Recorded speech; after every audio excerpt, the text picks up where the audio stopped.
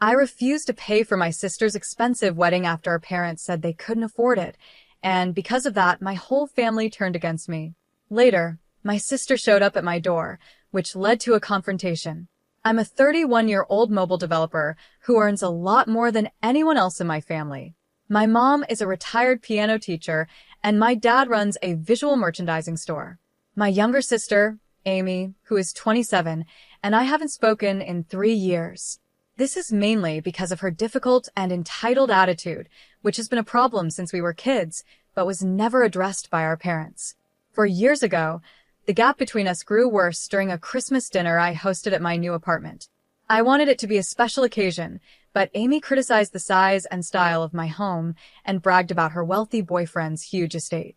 I couldn't take it anymore, so I told her that, unlike her boyfriend, I was supporting myself, and if she didn't like my place, she could leave. Amy and her boyfriend stormed out, and we haven't spoken since.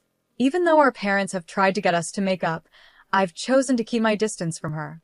Recently, I found out that Amy got engaged to the same boyfriend from that Christmas dinner and was planning a very expensive wedding. Our parents, maybe not thinking it through, promised to pay for the pricey venue and decorations, trying to compete with the groom's rich parents. But they soon realized they couldn't afford it, so they came to me asking for a loan. I remembered how they refused to help me with my college costs, saying I had to be financially independent after I turned 18, so I said no. Now, some relatives think I'm being petty, but I feel justified given the situation and how they pushed me to be financially independent in the past. I'm looking for advice on whether my position is fair or if I'm really being petty, like some of my family members think. The costs were incredibly high, and no matter how hard I worked, I couldn't cover them. I suggested taking out a student loan, but my parents were strongly against it. They were even more shocked when I mentioned borrowing money from relatives, saying it went against their principles. Despite many arguments, they refused to budge. In the end, my grandparents stepped in and helped me get a loan, allowing me to go to college. During that time, I was really frustrated with my parents, though I eventually forgave them. However, I haven't completely forgotten their strong views on borrowing money. My sister, on the other hand, avoided these financial struggles altogether by deciding not to go to college. Her plan was to inherit our father's business or marry, which is what she's doing now. As she plans her expensive wedding, it seems my parents have conveniently forgotten their stance on borrowing money because they came to me for financial help. I couldn't help but remind them of their previous refusal to support loans. They were shocked, clearly not expecting me to remember their words so well. After our conversation, several relatives reached out to me, saying I had embarrassed my parents. According to them, my financial success had changed me, and now I was looking down on my parents. I thought these accusations were unfair. All I had done was stand up against what I saw as hypocrisy. Because of this, I chose to distance myself from my parents and the relatives who didn't understand my side. I stayed out of my sister's wedding preparations entirely. Recently, my parents visited me again, upset because they had been uninvited for my sister's wedding. I was shocked since I hadn't spoken to her. They told me that when they admitted to her and her in-laws that they couldn't fully fund the wedding, things got complicated. This unexpected situation has made me feel even more distant from my family, but I still believe I didn't do anything wrong. My sister lost her temper and started pressuring them to find a way to get the money. She didn't want to ask her in-laws for help because that would make her and our family look bad. I understood her point. If my parents weren't sure they could afford the wedding, they shouldn't have promised to cover it in the first place. While my sister can often act spoiled and entitled, I don't think she was wrong here. In my opinion, she and her fiancé should have taken on the full cost themselves since his family could easily afford it. However, if my parents made a commitment, they should follow through with it. My sister was right that asking her in-laws for money would make our family look bad, so she had every reason to be upset, and I supported her decision. I explained to my parents that I had nothing to do with their choice to make promises they might not be able to keep. They created this situation themselves, and there was no one else to blame. At this point, I think my sister uninviting them from the wedding was a bit extreme, but honestly, what did they expect from Amy? She's always been like this, and they're the ones responsible for handling her behavior, not me. Despite my explanation, my parents didn't accept it. They kept saying that if I had just helped by lending them some money instead of holding on to past grudges, we wouldn't be in this mess. I felt it was really unfair for them to blame me, so I told them to leave. They left, but they kept dragging me into the situation, and now the whole family has turned against me, calling me selfish and heartless. Personally, I don't think I've done anything wrong. I stand by my decision not to pay for my sister's wedding, especially since my parents can't afford it. Recently, I decided to cut off all contact with my entire family. It's unbelievable how both my mom's and dad's sides of the family have united against me. The only exception is my grandparents. My mom's parents have passed away, but my dad's parents still support me. They've been trying to keep the peace in the family, but even they're getting tired of all the drama. Everyone in the family has had disagreements before, but their dislike for me has brought them together in a way I didn't expect. At least I'm thankful I could do something positive for the family, even though I've now blocked everyone else to avoid more drama. Someone commented that the real reason everyone dislikes me so much is probably because they're jealous. I think that's a fair point. I don't mean to sound arrogant, but I'm doing much better than most of my family members, and I don't think they can handle it. Growing up, I never really listened to anyone's advice. Most of my family told me I should get a business degree and take over my dad's store because they thought that was the best future for me, instead of spending so much time on the computer. But here I am, making my living from computers, and I'm a lot more successful than most of my cousins. Not only are they jealous of me, but their parents seem to resent me too. I don't understand it because I believe families should celebrate each other's successes and share in the happiness. But that's never been the case with my family. It makes me sad sometimes, but I know I can't change how other people act. I bet my parents are enjoying the fact that everyone is against me right now because, in their eyes, I'm the one who got them uninvited for my sister's wedding. We haven't spoken since they last came over, accusing me of ruining their relationship with my sister, which still doesn't make sense to me. My grandparents told me they aren't speaking to my parents either, because they're on my side. It just shows how ungrateful my parents are since my grandparents have helped them so many times in the past, but they don't seem to remember that. Honestly, I'm kind of glad I didn't help them when they asked for my support. In the end, I believe that keeping peace and doing what's best for myself is more important than holding on to a toxic family dynamic. It's a hard decision, but I know it's the right one for my well-being and future. Yesterday was quite an eventful day for me. I was swamped with work and didn't have a chance to share what happened here. Something unexpected happened after I got home. Amy, my sister, who I hadn't spoken to in 3 years, came to visit me. This was surprising because we haven't had a good relationship and hadn't been in touch for a long time.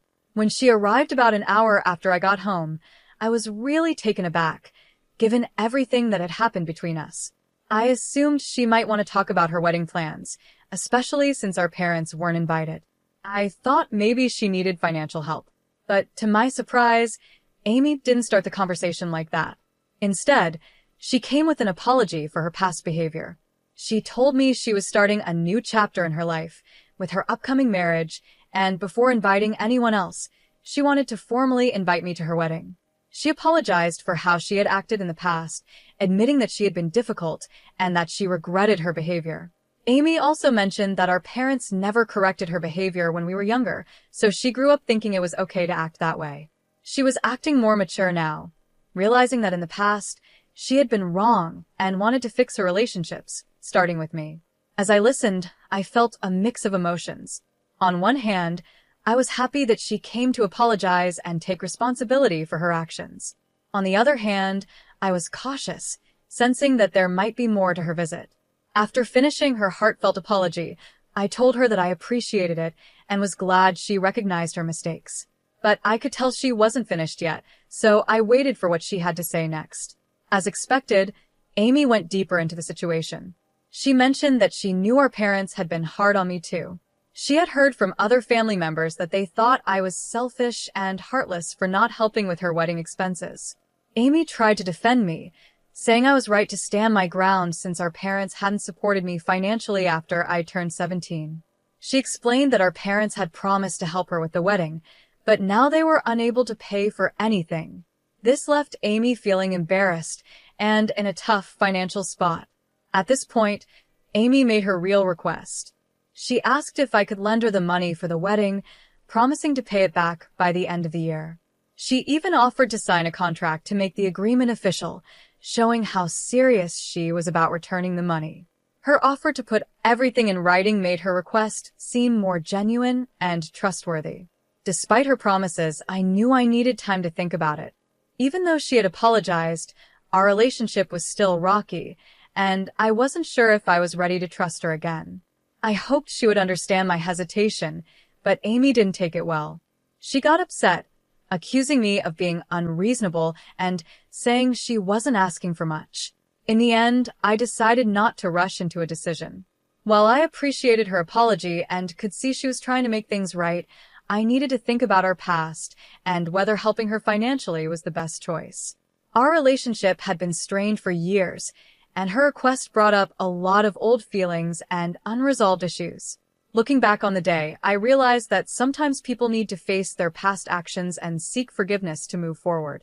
Amy's visit was a big step for her, showing that she wanted to change and rebuild relationships. Whether I choose to help her or not, her willingness to apologize and reach out was an important moment for both of us. As I continued to think about what happened, I hoped that this encounter could lead to a better understanding between us. Rebuilding trust won't happen quickly, but Amy's gesture was a start.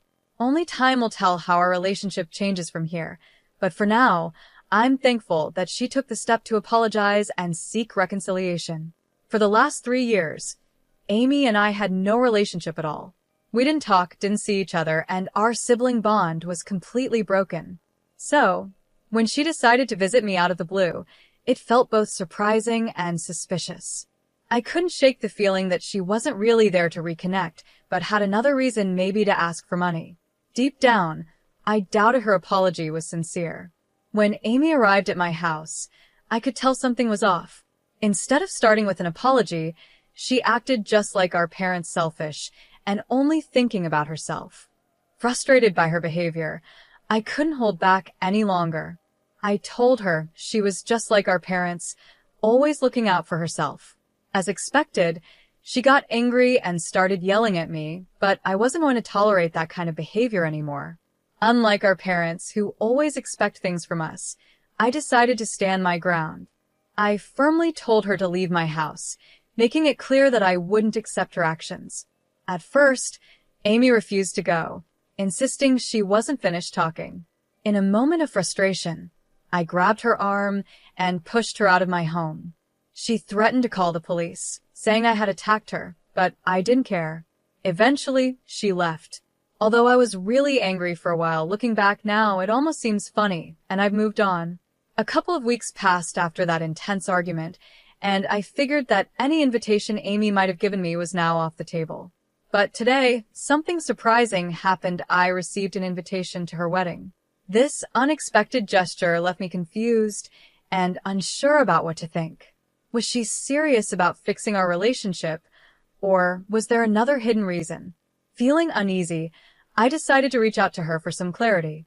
At first, she didn't respond to my messages, which made me wonder if the invitation was even real. After a few hours, she finally called me back. Her tone was short and not very friendly, but I thanked her for the invitation anyway, hoping to understand her true intentions. I asked her what was really going on. Amy explained that her apology during her visit was sincere, and she was truly trying to become a better person. She also mentioned that she had managed to get all the money she needed for the wedding on her own, so she no longer needed any financial help. Amy wanted me to know that her apology wasn't just to get on my good side, because I had money. She assured me that she truly meant every word she said that day. Amy went on to say that our parents played a big part in her realizing how she used to act. Their constant criticism made her see that she had been behaving badly in the past. Wanting to be different from them, she worked hard to change her behavior and become a better person. This personal growth was what motivated her to invite me to her wedding as a way to fix our broken relationship. Curious about what was happening in our family, I asked Amy if she was planning to invite our parents to her wedding too. She clarified that, despite what our parents were telling others, she had never officially uninvited them. She had just been really frustrated with them, which made things tense from the start. She had warned our parents that her wedding plans were very expensive and more than they could afford. But our parents were confident they could handle it, which turned out to be unrealistic. Amy explained that telling her future in-laws the truth about our parents' inability to contribute would have been embarrassing. Not only did our parents fail to keep their promises, but they also tried to compete with our in-laws, which added even more stress to the situation. This led to arguments, and eventually, our parents decided to uninvite themselves from the wedding. Amy never directly told them to stay away. They made that decision after her outbursts. What bothered me the most was that our parents chose to talk to everyone else about their problems instead of addressing them with us directly. This made them look hypocritical, complaining about their children without even trying to fix things within the family. Their actions made it hard for us to even consider making amends because they always found ways to blame us while making themselves look like the victims in every situation. Despite all the chaos, I was relieved to hear that Amy hadn't been pushed aside by the rest of the family like I had been. She was still deciding whether to invite our parents to her wedding because, even though they had treated me badly, they were still explaining themselves to her and showing a different side than they did with me. Amy's decision to change and offer an olive branch by inviting me to her wedding was a big step. It showed that she wanted to fix our relationship and move past the years of silence. Hearing her side of the story made me realize that maybe there's a chance for us to make up, even though our past is full of misunderstandings and hurt feelings. Thinking about everything that's happened, I understand that family relationships can be very complicated. Amy's efforts to apologize and invite me to her wedding show that she's trying to break away from the negative patterns our parents created. Even though the last 5 years have been tough, her actions give me hope that we can heal and rebuild our bond. As I think about her invitation, I'm reminded that forgiveness and understanding are key to moving forward. It won't be easy to get past years of tension and pain, but Amy's genuine attempt to make amends suggests that change is possible. Whether I decide to attend her wedding or not, this experience has taught me the importance of communication and being willing to give family another chance. In the end, Amy's visit and her wedding invitation have opened the door to possibly restoring our relationship. It's going to be a long journey, but taking the first step toward reconciliation is a positive move for both of us. Only time will tell how things unfold, but for now, I'm cautiously hopeful about fixing our broken sibling bond. I think my parents might be acting this way because they're too proud to apologize, yet not too proud to rely on their children in the future. Since my grandparents have stopped supporting them, they probably feel the need to keep Amy on their side. This might explain why they're treating her differently, but I'm not entirely sure what's really going on. It's sad to see how they're treating me now, especially compared to how they treat Amy. But at least she's starting to see the reality of the situation. If Amy is truly trying to become a better person, I'm willing to give her a chance. After we talked on the phone, Amy apologized for her outburst the other day and said she would be really happy if I could attend her wedding. She mentioned that having at least one family member there would mean a lot to her. I haven't decided yet if I'll go, but I'm giving myself a few days to think it over before I let her know. Rebuilding a relationship after 4 years isn't easy, but I don't want to be the type of person who holds on to grudges forever. Living that way would only make me miserable. I discussed this with my grandparents, and they told me that if I decide to attend the wedding, they'll come too.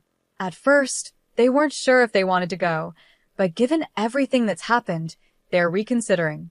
Amy seems to be rethinking her relationships with the rest of the family and might not even invite our parents. Yesterday, I went to Amy's wedding, or more accurately, I walked her down the aisle.